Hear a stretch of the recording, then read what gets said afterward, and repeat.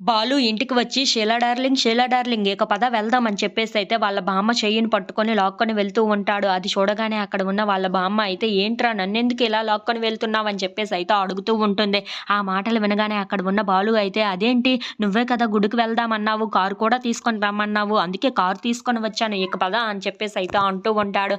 ఆ మాటలు వినగానే అక్కడ ఉన్న వాళ్ళ బామ్మ అయితే అది నీ కారే కదా! నీ కారు మీదే కదా నన్ను తీసుకొని వెళ్ళాలనుకుంటున్నావు అని చెప్పేసైతే అడుగుతూ ఉంటుంది. ఇంతలో అక్కడ ఉన్న బాలు అయితే అవును నా కారే, నువ్వు కొనిచ్చిన కారే, ఆ కారులోనే నిన్ను తీసుకొని వెళ్తాను పద త్వరగా అని చెప్పేసైతే అంటూ ఉంటాడు. ఇంతలో అక్కడ ఉన్న వాళ్ళ బామ్మ మాత్రం ఆగురా మీనా కూడా వస్తుంది, మన ముగ్గురం కలిసి వెళ్దాం అని చెప్పేసైతే అంటూ ఉంటుంది. ఆ మాటలు వినగానే అక్కడ ఉన్న బాలు అయితే ఒక్కసారిగా షాక్ అయిపోయి అదేంటి మనిద్దరమే వెళ్తామన్నావు కదా, ఇప్పుడు మీనా ఎందుకు, మీనా ఏమీ అవసరం లేదు, మనిద్దరం వెళ్ళి వచ్చేద్దాం పద, తనెందుకు పానకంలో పుడకలాగా అని చెప్పేసైతే అంటూ ఉంటాడు.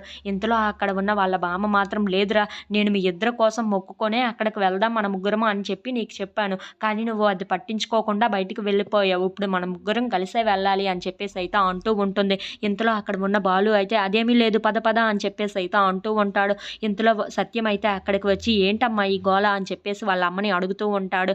ఇంతలో అక్కడ ఉన్న వాళ్ళ అమ్మ అయితే అదేమీ లేదురా, ఇదిగో మీనాని తీసుకొని గుడికి వెళ్దాము అంటే వీడు ఒప్పుకోవటం లేదు, నువ్వైనా కాస్త ఒప్పించరా అని చెప్పేసైతే అంటూ ఉంటుంది.